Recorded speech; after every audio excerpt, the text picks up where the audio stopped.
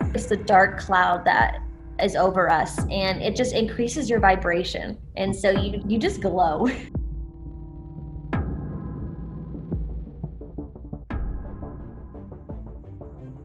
The more challenging it is, the bigger the gift of it.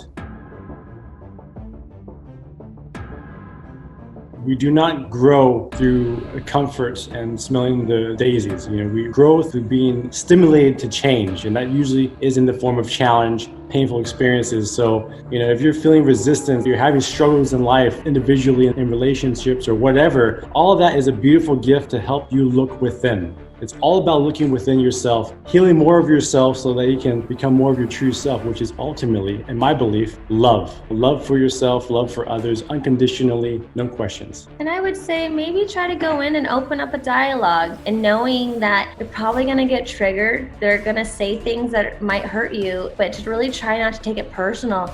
How does that make you feel? Like, what does this remind you of? Like, try to actually help your partner investigate where the root of that wound is, and then vice versa. And if you do get triggered, have boundaries to take a time out and then come back together. Like, always doing timeouts. And that's been our key savior, is timeouts. Like, when you're both are heated in your victim mode and ego, take a break, come back.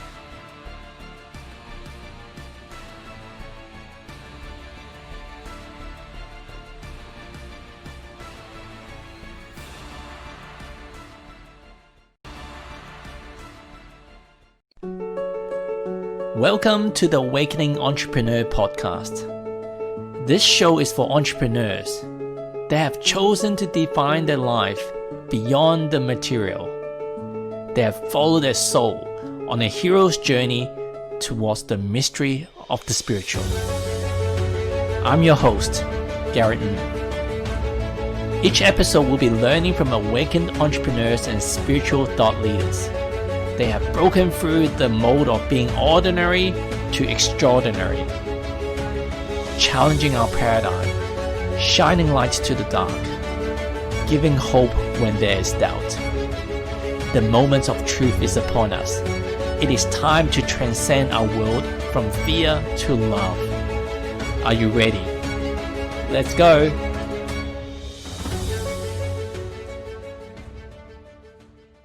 Welcome to this week's Awakening Entrepreneur podcast. This week we have not only one special guest, we have two. We have my brother Brian Yang, all the way from LA, and his fiance and the very special Danika Gisvold. So how I met Brian is we're part of this awakening group within the Tony Robbins network, and we kind of got chatting, and the Asian blood flowed through us in this lifetime. And there's a lot of similarities in our journey. I was just fascinated with him as a person. The way that when he introduced me on his podcast, he couldn't pronounce, didn't know what my surname is. It's like, dude, that's what I do. I'm just sometimes I do this, forgot to check people's surnames and how to pronounce it properly without butchering it. And just little demeanor and his journey is so mirroring. And I know that when I was on his podcast, I talked about my relationship, how it helped me to push me towards spiritual awakening, some of the shadow work and twin flame stuff. And he touched on, the twin flames and his own experience, but he only touched on it. So I said, bro, wouldn't it be so cool if I can get you on, your fiance Danika on, to share your journey of what you had to go through? Because when one person going through a spiritual awakening is often challenging and exciting and everything in between. But when you got two people that's living in proximity to each other, having an intimate relationship together, growing this journey, adventure together, is even more fascinating. So welcome both of you. Thanks for having us. Yeah, thank you. Excited to talk all about it. It's definitely a powerful, powerful journey. So let's start off with the material stuff before we go all spiritual. So Brian, you started off as your journey as, did you grow up in LA? I think you went on this entrepreneur journey. Is that correct? Yeah, I'll give you a quick recap of that. I grew up kind of like a failure in school, and somehow I read a few books that kind of opened my mind to what's possible, that, what you do in school doesn't have to dictate the success of your life. So I went on a whole journey on kind of entrepreneurship and self-development there. And I spent years just trying to start my own business. And this was all happening in San Diego, where I grew up in. Eventually had success. And, every failure is so important to experience. The success came on fast, and doing like online marketing and e-commerce. And then, during that phase of business growth, I met my fiance Danika. This was also in San Diego, and then we moved up to Los Angeles much later. But yeah, it's the whole spiritual awakening process really started when we were in LA. Not necessarily because of LA, but that was kind of the phase in life where we're starting to do that. Oh, wow. Cool. Yeah. So Danika, what's your background? So you grew up in San Diego as well. Do you have a lovely childhood, or do you have like childhood traumas? I mean, isn't everyone in the spiritual world have some pretty deep childhood traumas, like yes. in self-development? No, actually, I was born in Montana, and then I moved to Minnesota. That's where I mostly grew up. But then my parents divorced when they lived in Minnesota, and my mom is actually a nurse anesthetist. So basically, she puts people to sleep in the hospitals. And she just always got better job offers. She liked to travel. I would say she's not very grounded now that I understand these spiritual terms. So we moved to Illinois, Las Vegas, and then Washington, and that's where I went to junior high and high school. And then I moved to San Diego when I was 19. I went there when I was 17 with my mom, fell in love with San Diego, and I saw this guy with a Great Dane on the beach, and I was like, I'm gonna get a Great Dane and move to San Diego one day. She's like, no, you're not. And I was like, when I was younger, I used to like to prove my mom wrong. So I was like, F you, I will prove you wrong. And that's exactly what I did. I bought a Great Dane and I moved to San Diego. And how do you guys meet? Was it love at first sight?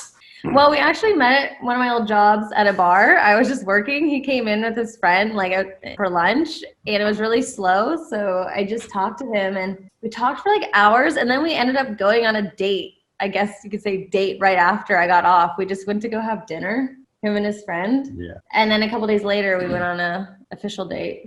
Yeah, I mean, we clicked very well in the beginning, and it happened fast. The date that same week after meeting, and then we were together for like 3 months roughly, and then we broke up, or she broke up with me actually. I broke his heart, and then got back together a year later, and then together ever since that second time around. Yeah, I broke up with him because I just really used to dating very toxic men. Like obviously I had a not so pleasant childhood, so I was attracted to, not healthy men.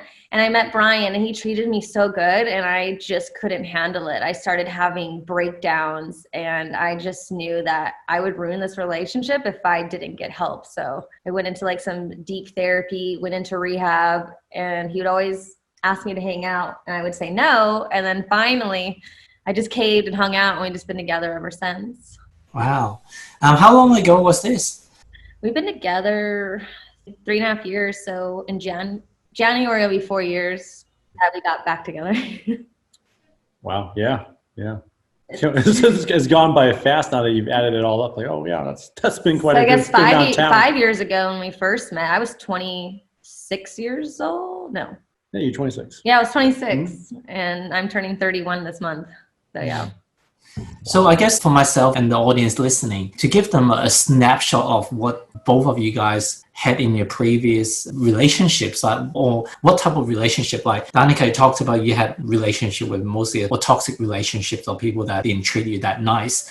Brian, what was it like for you? Like, would anything that you took away from the previous relationship that somehow this is different? Right, previous relationships to Danika. I mean, I didn't have that many relationships prior to Danika. I had 2, one a lot more serious than the other, but I wouldn't have labeled those very toxic at all. I would say it's still incompatible, but the best way I would describe it is they weren't very deep. I wasn't as in love as I was with Danika. What was unique about Danika? My craziness, my energy. Her personality, her energy, and her love, Obviously, I liked the kind of dark energy, the wild side that she had in her, where she had that a lot. But then I also really admired and was really drawn towards that really pure love she had. She was probably the most compassionate, loving person, kind person I have ever met. Just so like thoughtful and kind to like all people, all animals, especially those that are in need, like the most vulnerable among us, the elderly and stuff. It's like, wow, you have such a big heart, better than mine, So it was kind of a combination of those that really just made me fall in love. Wow. Yeah. Thank you. Yes, Yeah. I love broken people, and that's why I dated. Not all of them were toxic, so I don't want to say that. Like, some just weren't as compatible, or it just got boring quickly. But yeah, I would guess I would date men that I thought I could fix. You know, I was a big people pleaser, and I just wanted, or I'd love so much that like I was like, let me help you. I love you for you. Like, but also then I was also trying to change them because I was like, let's make you healthier. Mm. Wow. So why don't we get into, I guess, each one of your spiritual awakening? Did it pretty much happening around the same time, or was it different? We went through a spiritual awakening, I guess, roughly around the same time. Because, I mean, we did all, I mean, so, you know, our relationship was rocky right off the bat. I mean, after a month in, like, just wounds and insecurities started coming to the surface right away. And so it was like a lot of fucking intense challenge. But, you know, all spiritual awakening has an intense origin, right? So, you know, that got us into Tony Robbins, self-development through Tony Robbins, and then therapy congruently with that as well. And then through the Tony Robbins community, then we were exposed to more spiritual things like ayahuasca. And I would say, I mean, we did, there was like a phase, like a year of doing like therapy and Tony Robbins and that kind of thing. And then this true spiritual awakening, I would say, really happened with ayahuasca, don't you think? Well, ironically enough, when we got together the second time, I was like, have you watched I'm Not Your Guru, Tony Robbins documentary? Like, we both had watched it. We watched it again. And I was like, I want to go to one of his seminars so bad. Yeah. But yeah, I was already just deep in therapy, and I was in therapy for some like mental health stuff, and it was mandatory, the program I was at, that we had to do couples therapy. So I think because of I was definitely in my dark night, you know, like just terrible shit happening that now like I'm grateful for, but it kind of forced him to look at himself, because then in couples therapy, they said, if you didn't work on yourself as well, like this relationship is just going to fall apart. You're going to grow separately. Yeah. So that forced him to get in his own individual therapy. And then that's when we did Tony Robbins together. And then also we met Jason, who is our first coach we had, who really focused on trauma. Not being victim, looking within and the triggers and feeling your pain. And that happened before ayahuasca. Yeah. Yeah, I mean, I guess you could say that is a form of spiritual awakening, is realizing that, you know, you can no longer be a victim of your insecurities and circumstances. And that's actually one big step in the spiritual awakening process. That was our first introduction to it, because I grew up Christian, and so all this spiritual stuff, like sage, you'll go to hell for burning sage. Okay, so like crystals, this is all demonic, and now I burn sage every day, and I love crystals, and I try to talk to my family about spirituality. But Jason is an NSA practitioner, like Donnie Epstein, and so we had done NSA with Jason, and that really connected me to God in like a whole nother level I didn't know was possible. So that was both of ours. But NSA didn't work on you. Yeah. So that's a good clarification, because she was doing energy work like NSA. I mean, that's very popular among Platt community. Everyone knows about NSA, network spine analysis or whatever it is. But it didn't do anything for me. And I think it's very common for NSA to not really work on Asians and Russians. And so, yeah, it didn't really awaken me or just, you know, give me a taste of that spiritual plane. Ayahuasca is what did that for me. That's why, you know, for me, ayahuasca was truly the spiritual awakening moment for me. I guess I wanted to touch on, Danika, you talked about going through some of the dark nights. If prior to this journey, do you know about this terminology, dark nights of the soul? No, I just learned what it was I think a month ago. I'm just not really big into labels, because of all the labels I've had put onto me, that through psychiatrists and doctors, that because we can identify with that label. And I think a lot of people don't even really know what these words really mean. And they just say like Kundalini experience or awakening, or like say even twin flame, because we were looking up what twin flame is, and I was like, I don't know if we're twin flames. I don't know. Maybe 70% chance that we are. I don't know. Either way, of course, back then, no, I didn't know. I just knew I was going through hell, and I was really trying to heal my wounds. But yeah, I didn't have a term for it. Yeah, and I was getting at the same thing as well, because Usually when you go to psychiatrists or the medical field, like they will have certain terminology placing names on certain disorder. And it is what it is. I'm not trying to say it should or should not, but when they put a label on it, oh, that if I've got a certain disorder or certain thing that they put a label on, that means something wrong with me. And rather than this is rather than that's a normal process, that this is, wow, this is exciting that you get to go through this. So wow, you get to go through this so early. How crazy is this? Like, congratulations. That will have a completely different spin to it, right? That's very true. Yeah, I just think obviously in the Western world, we look, instead of getting to the root and like the trauma and saying, let's heal these wounds, we just say, you have this mental disorder, now you need all these pills for the rest of your life, versus let's heal this. And that was, so without knowing about spirituality, I just knew I'm going to cure myself from these labels. I will not identify with these.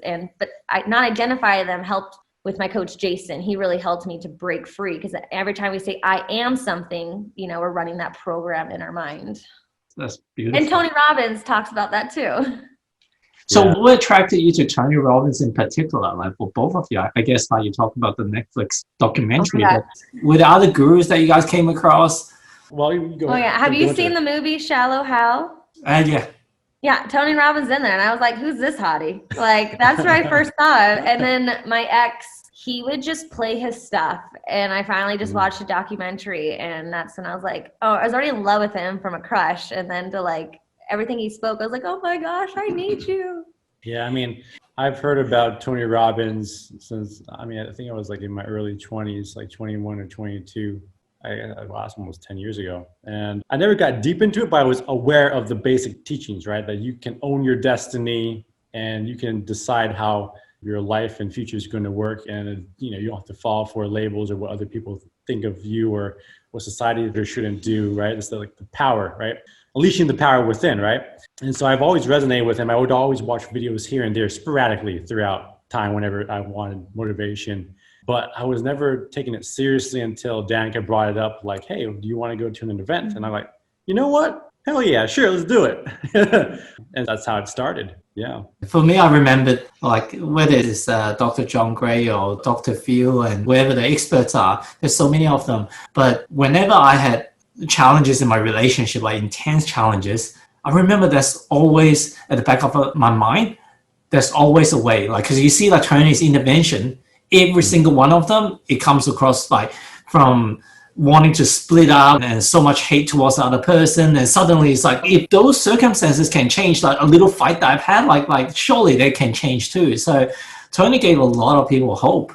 Yeah, because I was dealing with suicidal ideation at the time when I had watched his documentary. So I think that's what really pulled me in. And actually his suicide night, when we went to Date with Destiny, I realized that I was being significant and victim, and my rules didn't match my values. My values were so out of place, and I haven't been suicidal since. And it was amazing. Like, I was supposed to go in therapy because I was like inpatient because of how bad my level was. So the fact that like it was so impactful, but also I wanted to change. Like, it's not just Tony, right? He gives the information, he plants the seeds, but I'm the one that chose to end that I'm no longer going to be a victim to this, and I'm going to change my life around. So Brian, when did you first started associating with the, I guess, rather than using the label like spiritual awakening, but the experiences that people describe as spiritual awakening? Like from our previous conversation, I don't think like you're much of a spiritual person growing up in your childhood, right? Not at all. So I grew up with an agnostic mom who, she kind of dabbled in like going to Christian churches and Buddhist temples and whatnot, which I guess it was beautiful for her to be open-minded. But I also grew up with a very atheist, very material, well, not materialistic. The material world is what you see is what you get, right? Science and proof, and God is imaginary and silly because it's just mythology and just people that they're just trying to. I don't even know how you describe it. It's just very, very cynical towards religion and just any kind of spiritual stuff. It's just everything's about science, right? So I grew up that way, and so I adopted those beliefs because it sounded logical, very logical. If something is real, it has to be proved, right? With science and measuring and the scientific method and all that stuff.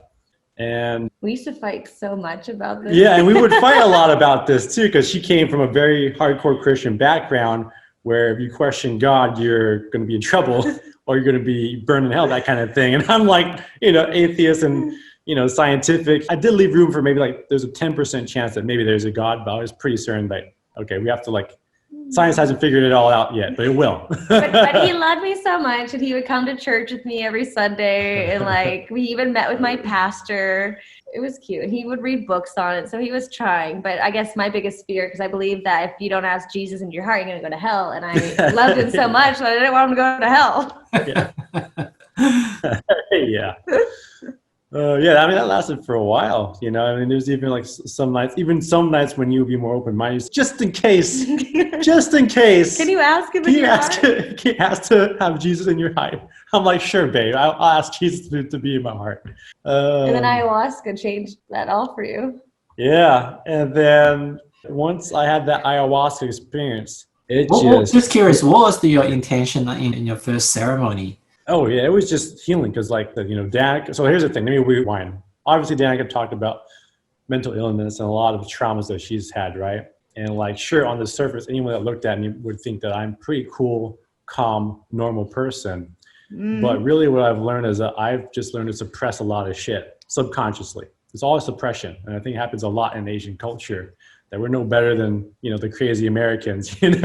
We just suppress emotions, and I realized I was suppressing a lot of codependency, a lot of fears, and not self-worth and not loving myself, and none of this stuff was at the surface of my consciousness. I thought even myself thought I had a pretty calm and happy-go-lucky life.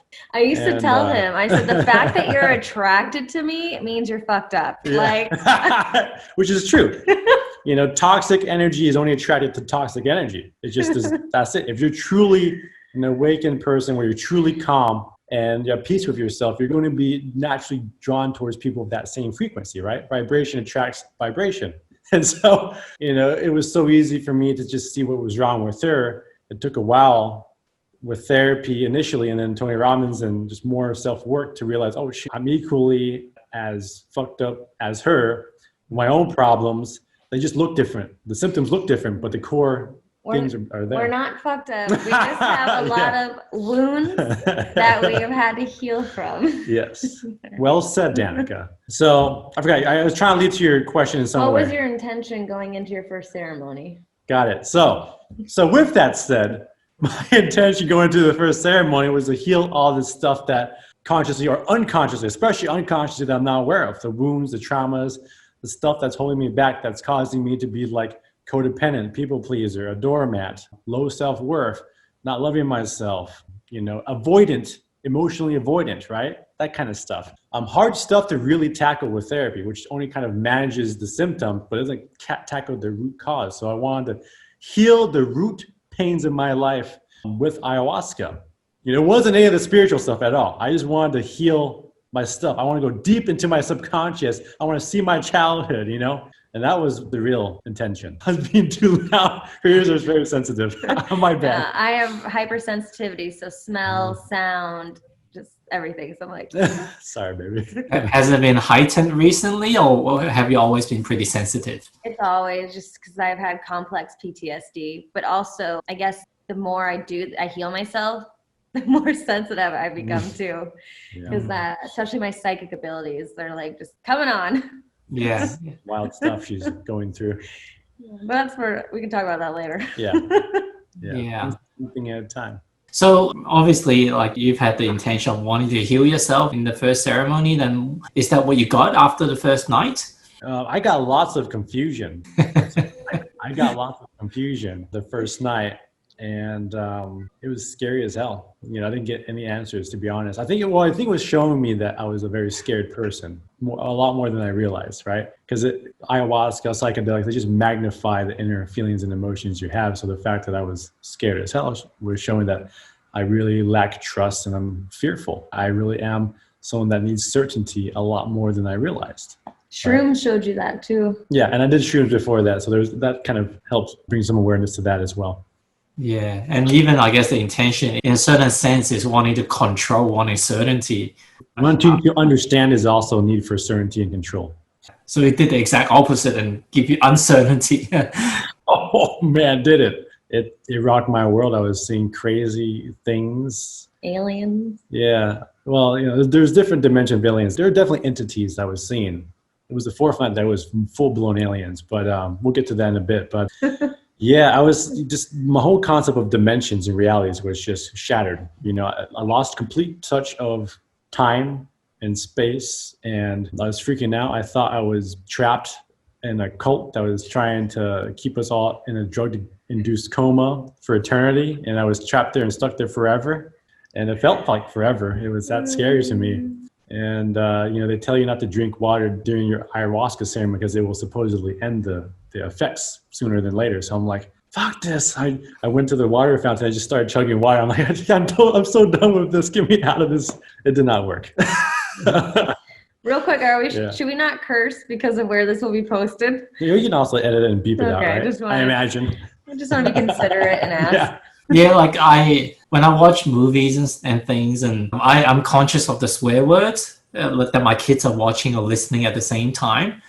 But then like I started to just come to the conclusion, like it's more about the meaning that I give it, especially if you're going to learn from Tony, you're going to see a few different F words and different colorful words like being thrown around. And if I educate them, like don't give it that extra meaning that you don't have to, then it kind of like it neutralizes a lot of the power, and you can use it to its great effect as well if you choose it for the they say, well, why do people like swear in songs? And what like, well, they just want to make it more colorful. This is how people talk in certain cultures, and okay.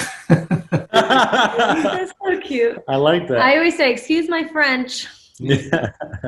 We blame all on the French. I love their language. So hot. Even when they're cursing at you, it's like, ugh. Keep doing it. Yeah. So do you have any hesitation going back, like second ceremonies and beyond? Yeah, I was scared. I was like, oh my God, I don't know if I'm ready to do this again the second night. No, the seminars helped though. They guide you through it. They hold your hand and let you know that, oh yeah, all this is part of it. Just keep going. Just keep drinking. Yeah. From the people I've done the ceremonies with, like quite a few of them after the first night, it's like I don't want to do it second time. I don't think I'm up for it. Doesn't matter whether you're a big strong man and big macho man, masculine man, or tiny or small, whatever like you are, like everyone have fears that it can bring up, and it's not unusual for people to go through. So for people thinking, hey, it's a drugs, you get addicted, you get on high, you're gonna ecstasy trip or whatever, like this is so different. You need courage to do it. A lot of power. Like, this is not an addiction to I have my friend, she worked at Rhythmia, and she was a medicine woman there, and she said that you can spiritually bypass through ayahuasca. It all depends on your intention, because a lot of people don't ask the hard questions to Mother Aya. She says she sees it all the time. To me, I was like, how is this possible? Because I go in, help me purge out my anger, my judgment, my low self-worth. So the fact that you can spiritually bypass with that, I guess, blows my mind. What was your first night intention? Well, at Rhythmia, they kind of guide you. So the first night they want you to ask, show me who I've become, because they have like a whole process of how to reconnect with your soul. So I did that. And like with all my therapy, I was already aware of a lot of my shadows. So I guess I never had visions the whole time there. I did a lot of purging. But the first night I thought I saw demons, but I guess now I think they were aliens. I don't know. There's like white eyes and like this evil looking smile. But like I said, I thought they were just demons for a little bit, but then that went away. But the biggest thing was that I like to be in control.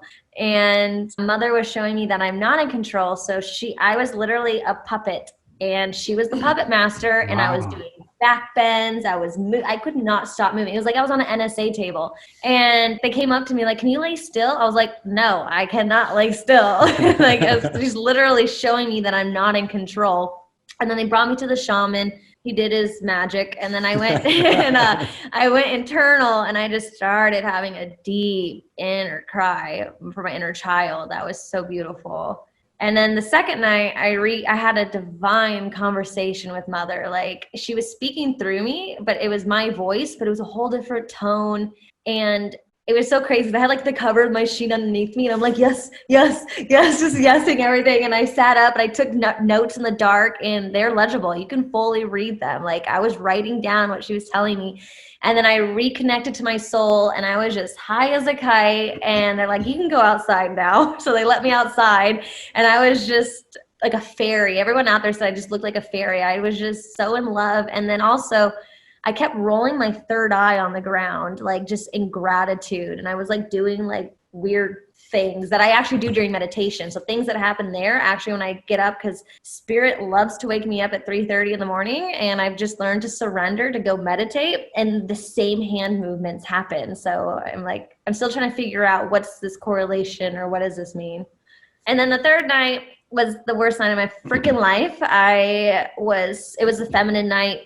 And I was just sick the whole time and I really couldn't barf. I think I wasn't surrendering to the music, the medicine.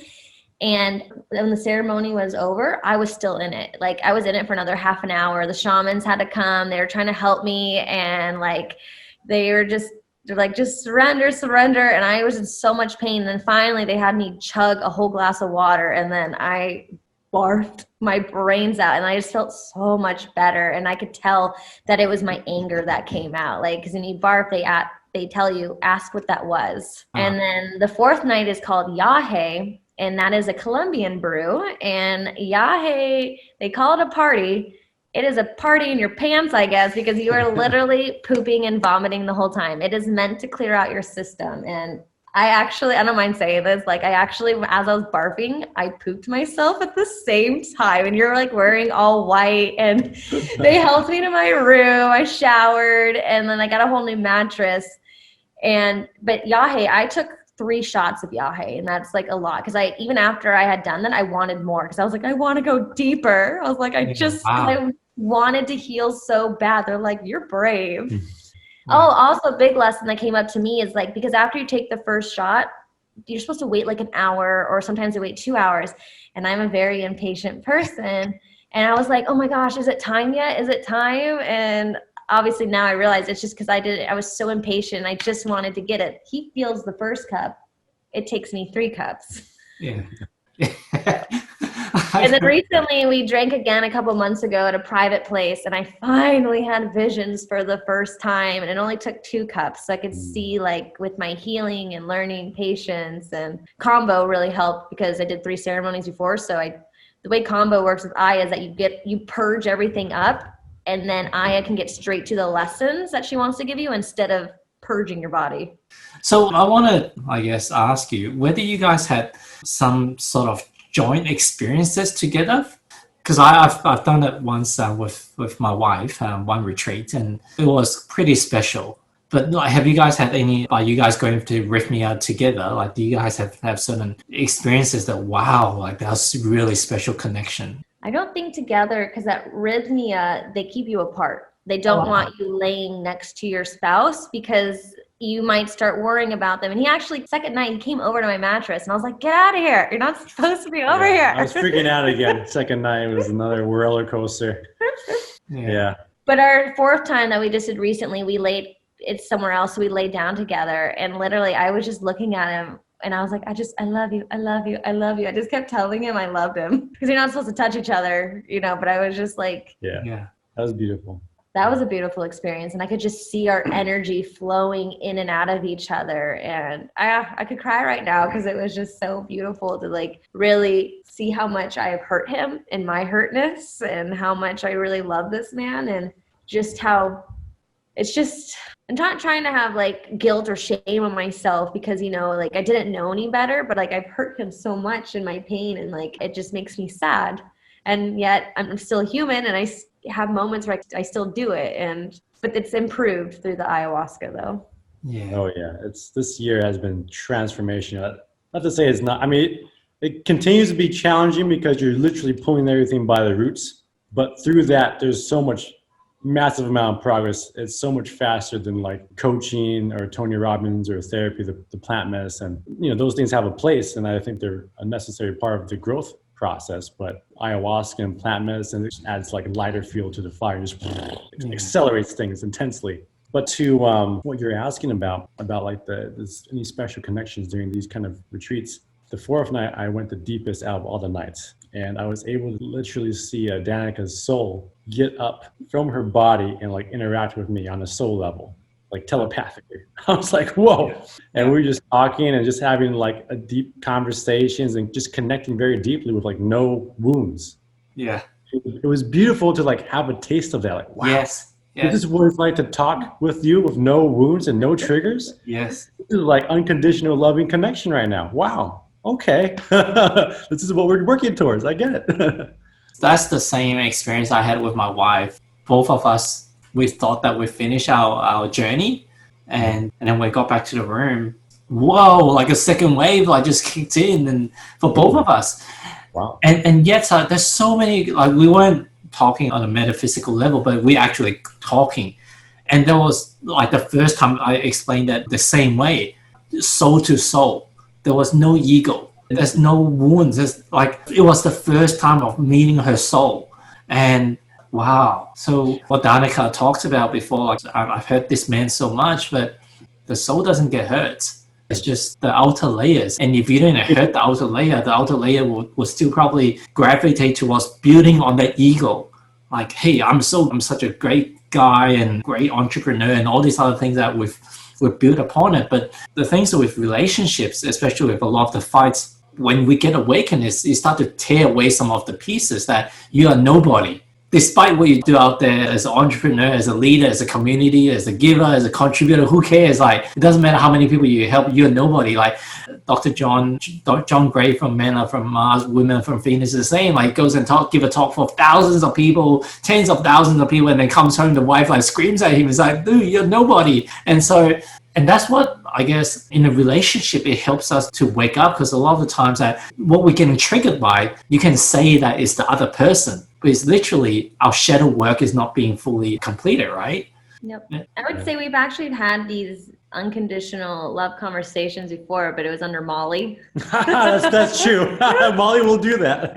Like we've had MDMA. Yeah, like we shared our deepest secrets like nobody knows to each other. Yes. And it was just so beautiful. Yeah. No judgment, nothing. And that made us actually really closer. Yeah. Wow. Hey, don't knock it till you try it, you know? Like people sometimes try when they hear us, like I'll just straight up talk about my past or some things and they'll look at like him like he knows this. I'm like, yeah, he knows everything. Like we literally have no secrets, at least that I'm aware of.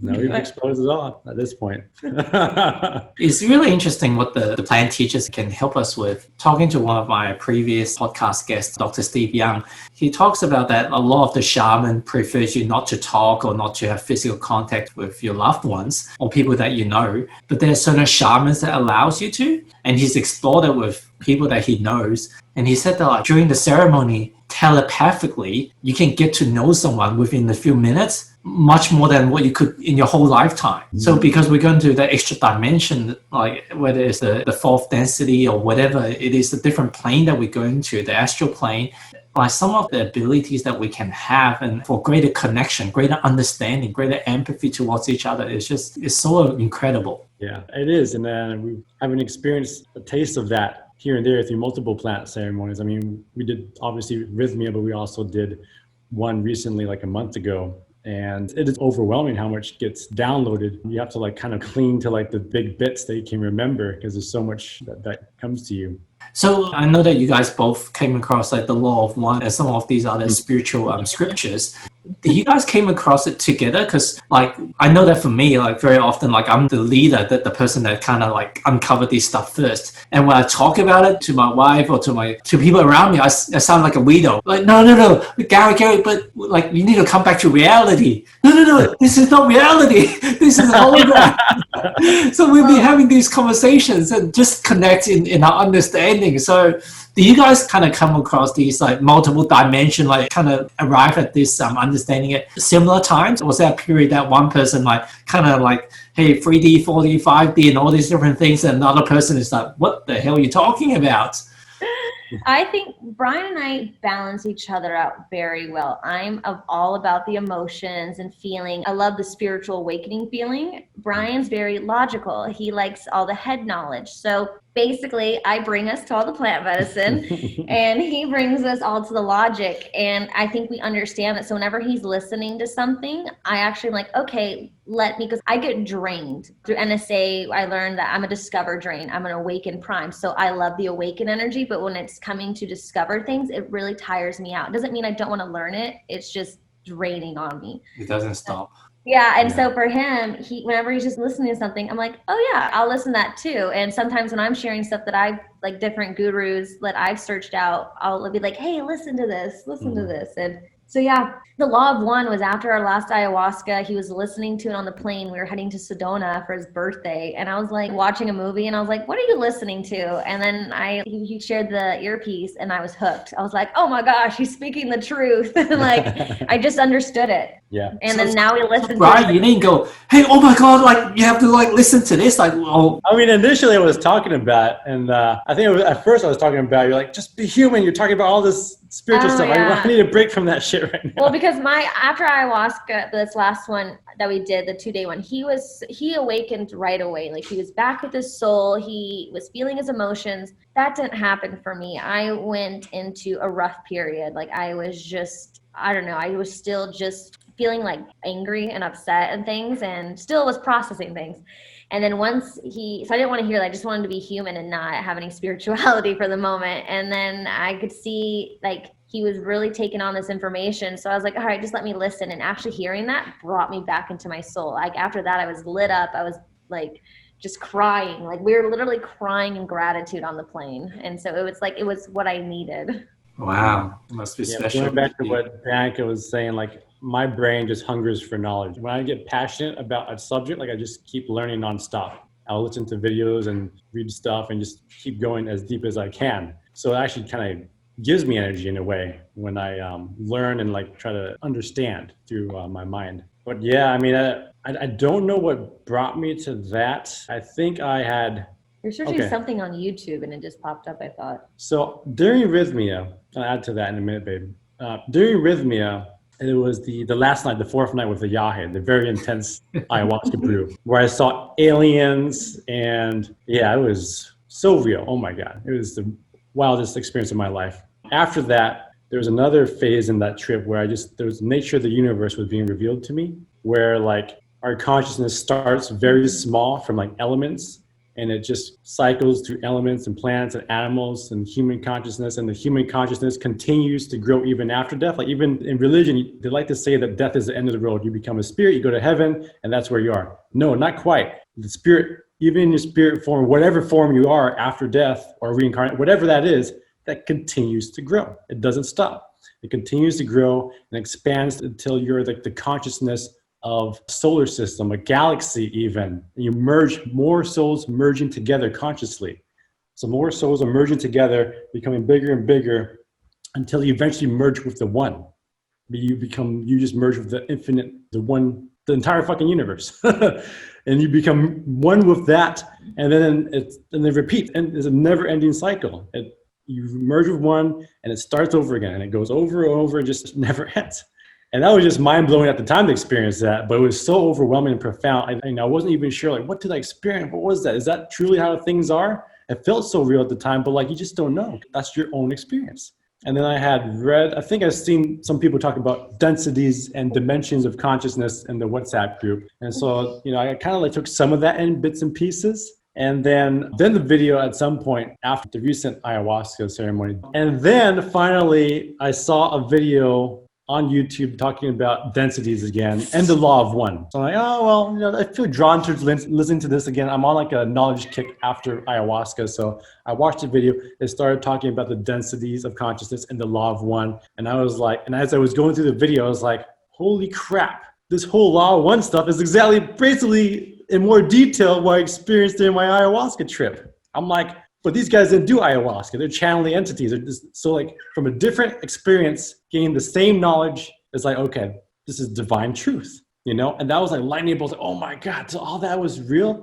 All that crazy, the looping consciousness, the different levels, all that stuff is real? That's what we're here for? That's where our destination? Like, whoa, mind blown. And before it was just kind of like a cool idea that, this might be the truth. Then now it's like, absolutely, whoa, I've just felt divine knowledge. Like this, it's like unquestionable. This is true. So when you started like getting these insights, do you try to like the people you hang out with, whether it's your friends or family, try to like share this with them?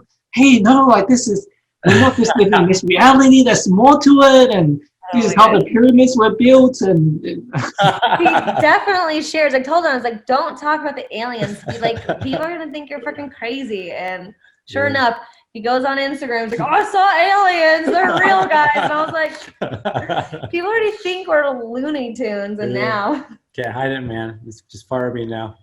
Yeah, what I love is both of you guys are so open about talking on this topic. Like it's like a lot of people share about like, hey, I baked a pie, and then you guys just talk about your spiritual awakening, like as if common knowledge. And I know that's one thing we're trying to learn. Like, I don't want to say dumb it down, but how do we explain this in layman's terms? You know, and that's how So right now, I know for me personally, I'm trying to figure out how I can get this across to non-spiritual peoples that they can understand, you know, in their way. Yeah, and it's kind of like it's tough because there's a disconnect. You're in this field of new knowledge, new divine truths, and big path of growth ahead of us. And the vast majority of people are just not there. Like, even if you try to dumb it down, like they're just not ready or even curious to learn about this crazy stuff, dimensions and reality and aliens. And even people that we've met are in the spiritual community haven't even gone to this depth that we've realized. And so we've gone through a period of feeling alone, but also we both have a wound around fear of being alone. So I think that the universe is helping us get with that shadow. Like, no, get okay being with just yourself. And then I'll bring in the friends of abundance of your new tribe or soul family.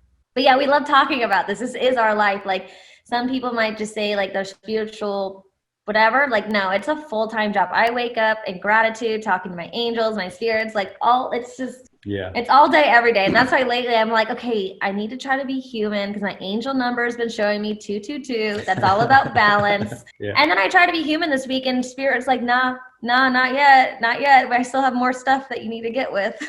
So what would you guys say if people say like, Brian, Danika, like you guys are just like off your nuts and you're just hallucinating and like there's no basis to it. Like, like you guys just on some medication, some drugs, party drugs, and you guys just like in your fantasy land. What would you say to, like, not that you want to convince them, but how would you respond to it if someone is really open to wanting to learn about it? Well, no one's ever talked to us about that other, like my family's just say you're doing demonic shit. So, and they just, so they're not as nice about it. Yeah, they just like, it's demonic. My mom even said, she's like, if you're so messed up, why don't you just read your Bible? I'm like, yeah, I tried that. It didn't work.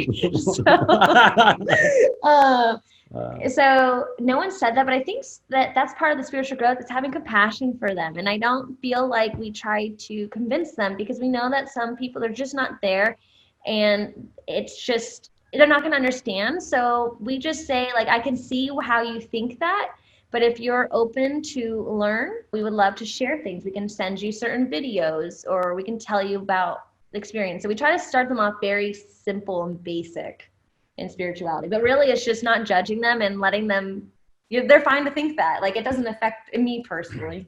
Yeah, I mean, I totally agree. It's like, it's a hard lesson. Probably one of the biggest lessons that we're here for is learning acceptance. You know, people around us don't have to get with what we understand, even though we know it's so true and so beneficial to heal all these things and also just be on this path of awakening. Not everyone is there yet. And maybe their souls are not meant to learn those lessons even in this lifetime. Yeah, I was going to say, like, we're going to go off the law of one. Like, this might not be the lessons they came to get, or they're so new in their carnation that they're not even capable of, that's not in this lifetime to get to that spiritual stuff. So I think that's the law of one that's really helped us, is just realizing we're all here on different experiences for God, you know, for the higher consciousness, for what he wants to learn. Yeah. And going back to the law of one, it talks about like, is everyone going to graduate, right? Like from the third density. It's not unless you're having such a good time. And when I say good time, it's almost like you're enjoying your coconut on the beach. It's like, this is the dream life. Like and you don't want anything to change. And so a lot of times that when we get certain unexpected things that happen to us, like suffering and fights and other traumas that happens, is actually like one of the biggest gifts is like, alarm clock. Time to wake up. Eckhart Tolle says that spiritual awakening, which is the true awareness of your infinite self, can happen whether you're on a private jet or in a prison cell, but it's much, much, much more likely that you're going to experience that in a prison cell. So, Brian, since we've been growing up in this five senses world, you're someone that's quite intellectual and logical.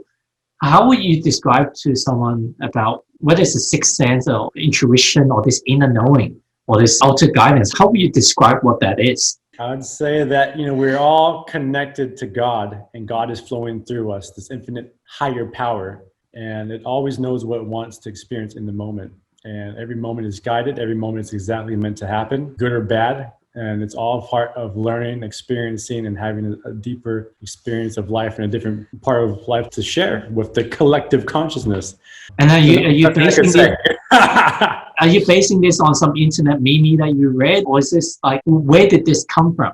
It's a combination of my ayahuasca experiences and reading like the Law of One and other spiritual teachers that have basically echoed very similar reoccurring truths over and over. For the longest time, though, he would just ask me, because I just have, psychic abilities and just really into my intuition. And so he would ask me, how do you feel about this? What's your intuition? And finally, I'm like, tell me what you think first. Like, let's get you working on your intuition, and I'll let you know what I feel, what's coming in. And it is getting better, like his intuition. And it's beautiful to see that, that he's trusting himself and that gut feeling, because our gut is our second brain. Yes, and it's listening to your heart, your gut. You're listening to the emotions that come up. You're not from a place of fear, because that's egotistical, but a place of like love and just energetic pull of what feels right.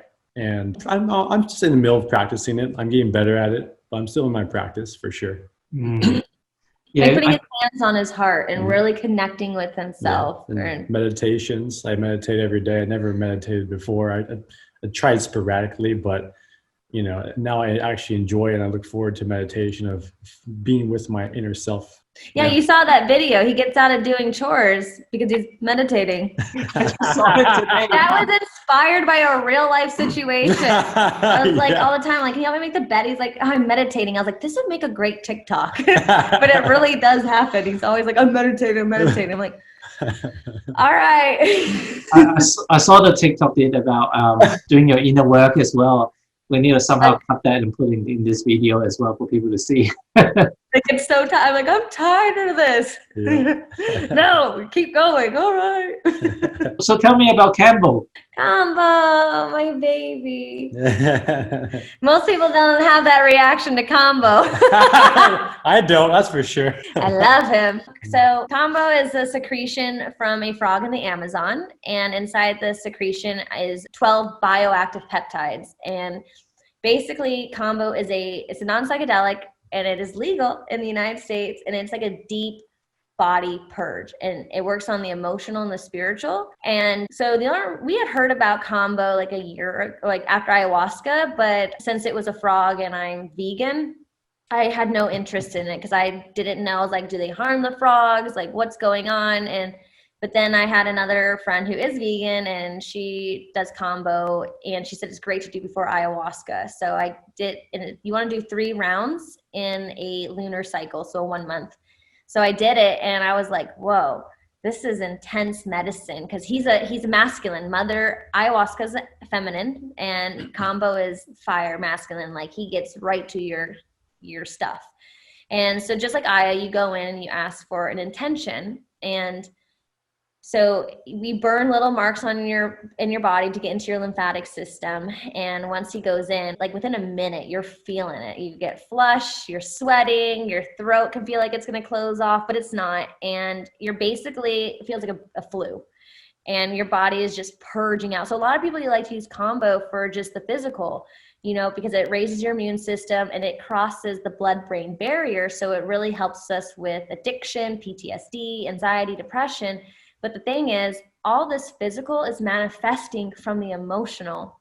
So where I learned, it's very traditional. He lived with the Matses. So the Matses are one of the biggest tribes. They're in Peru and Brazil. And he lived with them, and they taught him the tradition. And he basically had to do a ton of Kambo to get initiated, to basically earn the right to teach this. And so that's why if you sit with me, it's like the intention is the biggest part, because I want you to get to the root. What is going on? Like, what is healing? Like this physical, what is the emotion that's manifesting this? And during that, the Kambo, during the 20-minute session, you'll go into like a deep rooted purge. Like Brian can tell you about the one that he had for me. Yeah, I mean, so Danika is now a Kambo practitioner, and she practiced on me the first day or two right after coming home from it, and she gave me a deep dose. And usually, like if you've done a Kambo before, you want to do a deeper dose to get deeper because your body can handle it. And it was so deep, like I immediately started crying. Within a couple of minutes, I started crying, like emotional crying, not crying from like pain, but like emotions that were starting to well up in me and was coming out as crying. So I had a deep cry, which was very powerful. Because he doesn't cry. Yeah, no, I don't cry. I mean, I don't feel emotions deeply other than like maybe like frustrations, anxiety, stuff like that. But like the whole range of emotions, very difficult for me to pull that up, especially like sadness, especially. So that was powerful. And then, yeah, I mean, very intense flu-like symptoms, felt miserable. But the second you wipe it off, within minutes, you're going to start to feel normal. Yeah. So the way that Kambo is like, we want to purge. It's kind of like Aya, right? Yeah. The purge. You vomit very intensely. Well, not everyone vomits. So the purge can look like yawning, sweating, burping, twitching, yes, having to go to the bathroom, and yes, there could be vomit. But within the vomit, it can tell us a lot. Like sometimes people just vomit up things that you're like, what is that? Like it cannot be explained. So to become a Kambo practitioner, the biggest thing is we're working on healing ourselves. And that, like, it was the hardest week of my life because my teacher really doses us hard. We had to dose ourselves in the morning and then get dosed by him at night. And it just showed me how much I don't love myself, like how low my self-worth really was. And it was so healing. And then also I had a lot of pain in my womb, and he was like, he asked me, he was like, my teacher, he's like, have you had an abortion? I said, yes. And he was like, I knew it, because he was like, that's, your womb is in pain from the emotional trauma of that. And I had never processed it. And so that rest of the week of my training, I processed, heal my womb, because when we have children, I don't want them to be in that energetic trauma. My intention was to heal that, and I threw up blood. And it wasn't like blood, like say when you cough a lot and you can throw up. I threw it up, and then all of a sudden I heard a voice said, that's the blood from your abortion. Like I could cry right now because it was just so powerful. And then later I threw up again in my ceremony, and there was no blood. So it was just, I knew it wasn't because, say, my throat or something. It was an emotional, like we had a girl who her throat's been clogged, and she threw up this big, chunky, soft thing. Like we had no idea, because you fast for 12 hours. There's no food in your stomach. So we don't know what it was. So that's what I'm saying. Like there's just a spiritual level to it that you cannot explain. Yeah, it's wild stuff. With Kambo, do you have music in the background? So so the way I was trained, like I said, it's very traditional. There's some Kambo practitioners that now, it's not good or bad. It's just, there's tradition or there's not tradition. And so there's people that want to put it on your chakras or they play music. We don't play music because that's a distraction. That's something for you to hold on to. I want you to close your eyes, focus on your breath, and go within and really focus on the healing. And so that's the way I was trained, is that there's no outside stuff other than like I'm blowing mapacho, which is a spiritual tobacco. I'm blowing that in your face because that helps you purge, or agua de flora, that helps you purge. I have a rattle to really to annoy you.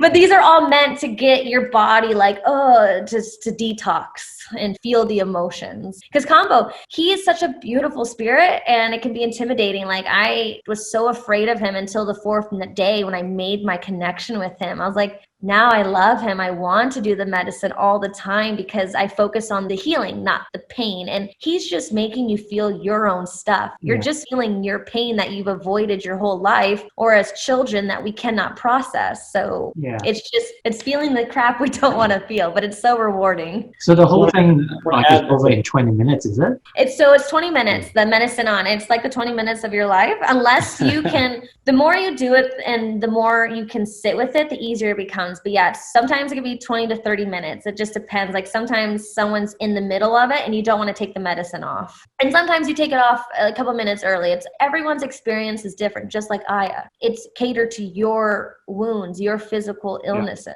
And a lot of people take it to heal chronic disease, which is, again, manifestations of emotional trauma, right? A friend of ours did Kambo, and she was developing very severe autoimmune diseases like random rashes, joint pains, fibromyalgia, just pain, and it was just getting worse. She did Kambo. The next day, the pain just gone like that. Yeah, she's done 3 sessions now, but she's really into bodybuilding. And she said she's never lifted more. Her rashes haven't come back. Her pain's not. And everyone around her is like, what's going on? What did you do? So that's the one thing about Kambo too.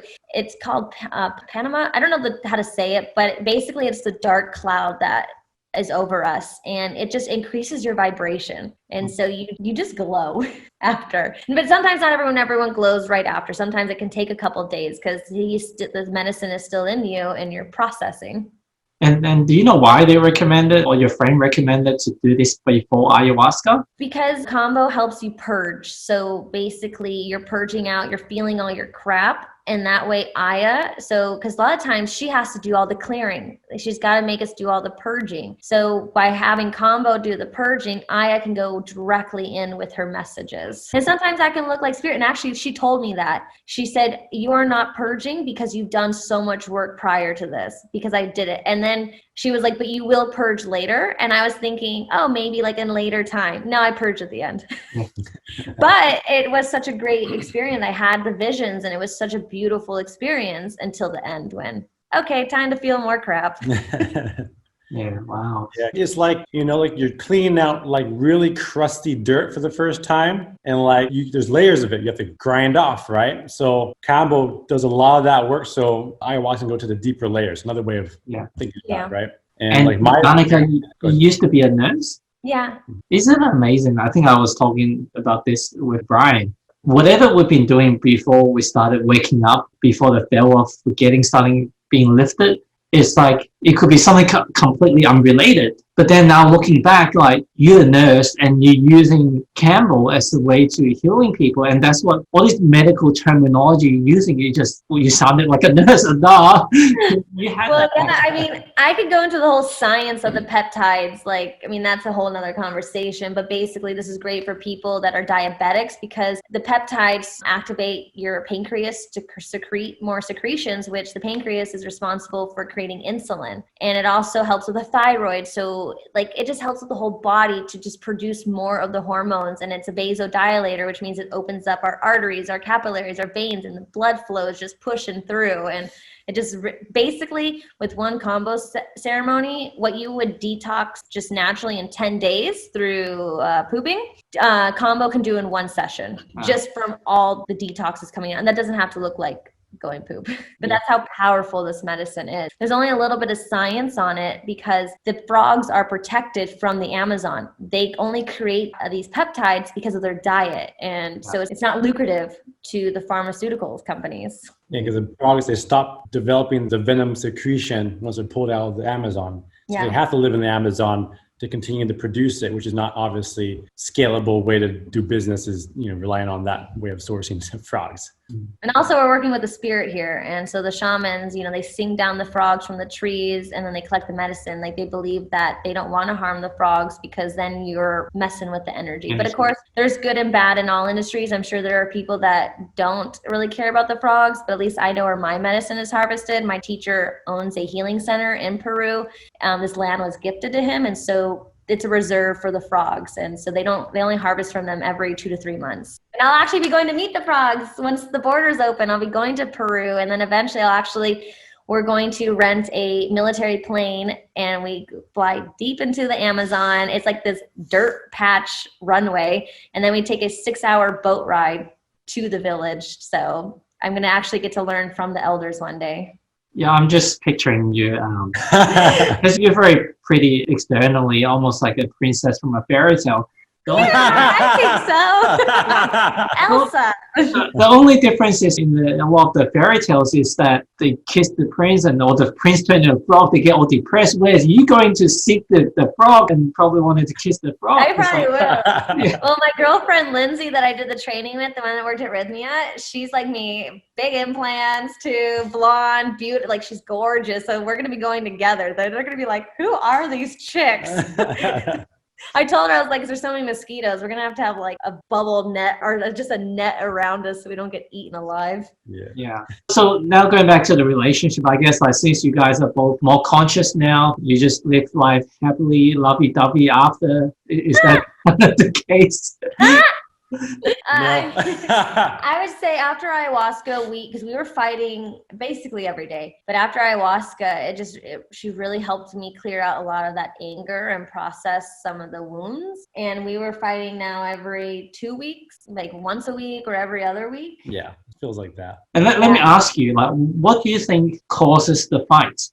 I mean, obviously our triggers. So Brian reminds me of my dad in some ways. So when he's not present, I will get a tone because I'm craving his presence because I'm what you would say anxious attachment. So the more avoidant he gets, the more anxious. And then I get a tone and my tone triggers him. So when he's not present, he triggers me, which is a tone, when then I trigger him because his mom always had a tone. And it's just this frickin' back and forth dance until someone gets sane or we take a time out. Yeah, it's so interesting how the wounds, like they literally perfectly complement each other in just the right way so that one wound triggers another wound and it's literally stuck in that way, which is why there's no way out of it other than heal ourselves. Then we don't have to react as that much and then that dissipates that, which is, it's a journey, right? I would say we consciously fight now too, because we'll be like, you're in your ego. And I'll be like, this wound is coming up. I know I'm in my ego. I know this wound is coming up. And we literally fight consciously now. Well, we use conscious words. We use conscious words, but we don't necessarily fight consciously. Yeah, we're still in our ego. Except the other night, since we came back from Kambo, we had a very successful. We were both triggered, but usually what I'll do is I'll get really heated. I'll say things I don't mean. I'll go slam the door in the bedroom, and then I'll be like, "Where is he?" And for the first time ever, I didn't even have to think about this. It just happened naturally. He said something he didn't mean. I smiled at him. And I just walked away. I went up into the room. I didn't slam the door. And I just sat with myself and was like, okay, well, if he really did mean what he said, like we were talking about breaking up. I just said, I'll be okay. I have this to support me. And then I just went on thinking about horses and I got ready for bed. But for him. He had like a little kid. That's what a little kid would do. Think about something else and then forget about it. Yeah, usually I would sit and I would have so much tension. I'd be so angry and I would still say things to him, but I didn't call him names. I did nothing. I just was like, I'm going to step away from this because this isn't healthy and it's not serving. And I just walked away because I knew we needed a break. But usually when we take a time out, we're still yelling at each other. We both want the last word. And I didn't do that. And so that was tremendous growth for me. And then it helped him to go within and he really got in touch with stuff that came up. Yeah. I mean,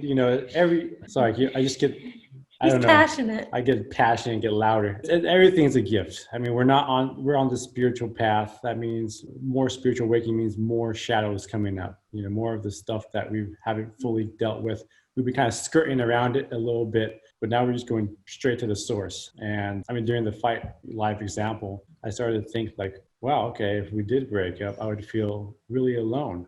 And if I felt alone with no support, no friends or family or, anyone really close, because I'm so disconnected now as being in a spiritual place, there really isn't anyone to support me. Like, oh, I'm alone. I'd feel like scared. I feel awful. I feel like I'm dying. And I'm like, oh, wow, this is a gift of a feeling to feel right now. Let's see where this goes. And I process like, oh, okay, well, this is obviously a wound falling for the illusion of aloneness. We're never alone because we're always connected to the universe. There's a spirit right here, here. God is inside me right now. I'm part of God. So that's an illusion that my ego is playing, that I'm alone. I can be abandoned or I can die or whatever that, it can go down a dark spiral. I'm like, oh, okay. So yes, of course I need to heal that. The reality is I'm not alone. At least I should feel okay with this alone feeling.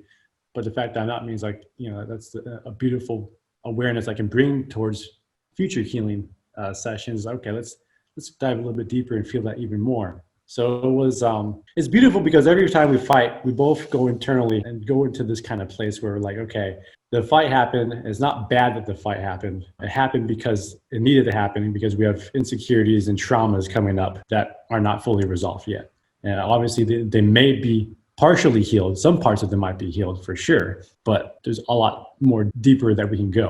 And like I said, this is all a journey. It's not like a final destination. I think sometimes we can get so focused like, well, you got a tone or you got triggered, so you're not healed. Like, no, we really like to focus on the baby steps. So yeah, I started on a tone, but I was able to catch myself, get collected, and walk off coolly. So for me, that's freaking beautiful. And even he noticed the growth. Yeah. I mean, she's downplaying like how, she's not using the right words to truly describe the colorfulness of the range of fights that we used to have, but it was really intense and just bad and toxic before. And, we would have fights now, but like, holy crap, it's improved so much.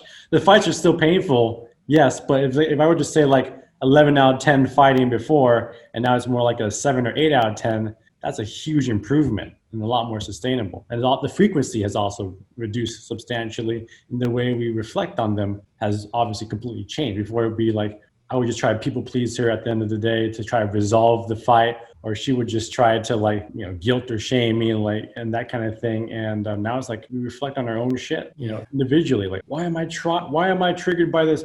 What's going on inside me? Why I'm reacting this way, and why am I hurt? It's a completely different inner dialogue. I find that in the spirituality way of looking at relationship and fights, especially when you started to wake up, like people may have a perception that, well, you're more conscious now, that you should be more zen and you shouldn't fight as much, or you shouldn't get upset as much. And I think you start to understand the fights now and the triggers. You actually start to or if anything, yes, and if anything, you allow yourself to fight or allow yourself to feel more. Yes. Why you might fight more, actually, at least initially. You're not wasting allow the fight. yourself to get into these things. You're not wasting the fights. You're using it to feel through it or learn whatever lessons you need to learn through. And internally, he would say like, thank you for that gift. And I'll be like, you're welcome. I'm glad I could give you that gift. And vice versa. Yeah. Internally it's so different though. And even though I say awakening is broad term, but at different phase of awakening, or one day to the next, or one moment to the next, internally how you react towards a fight or react towards certain shadow stuff coming out is so different. But yet on the exterior, all you guys still having fights, or you still getting upset. Well, even I think the biggest thing for us is that our growth is really, yes, we've had growth between each other, but I think it's our outside relationships. Even when stuff that would trigger me, instead of responding or reacting, I actually pause now and I'm like, I'm noticing tension in me. What's coming up? What is being triggered? And I think for us, at least for myself, it's been easier to practice with my family and friends. And now, obviously I do it with him as well, but I feel like this is taking the back burner. This is the big elephant in the room, right? That's the most difficult thing to face, is the most intimate relationship, where the one that's the closest with you. When we heal, we can oftentimes see the progress much faster on the further relationships, like friendships, strangers, people in business, that kind of thing. You'll see that there happen the easiest and fastest because they're not as threatening still. Right? But the closer the person is to you, the threat is still very fucking big. The healing around that can at times be difficult to measure the progress when you're in the heat of a triggered moment. So, there are times where when you get triggered fast enough and intensely enough, you kind of lose track of that. But always once after the fight, minutes later, then your emotions collect and there was massive progress. That was actually good. And sometimes there's not fights. Like a few 3 weeks ago, I noticed I was feeling tension. Like he was planning a hike with some guys, and then he was saying that they might have lunch and he doesn't know how long the day's gonna go. And I told him, I said, I'm noticing tension in me, and I want you to know this isn't personal. And so I could cry because that was growth, and it actually triggered him because he's not used to me talking that way. And I said, listen, why do you have a tone? I'm owning up right now. I'm noticing my trauma, my wounds, and I'm trying to reflect with you. And he's like, you're right. And it was such a beautiful moment for me to take full ownership of what I was noticing and feeling. And basically what I was feeling was that I just wasn't a priority, and that, that's just our own stuff. Kind of sometimes I don't feel number one, and that just comes from my abandonment wound. Yeah.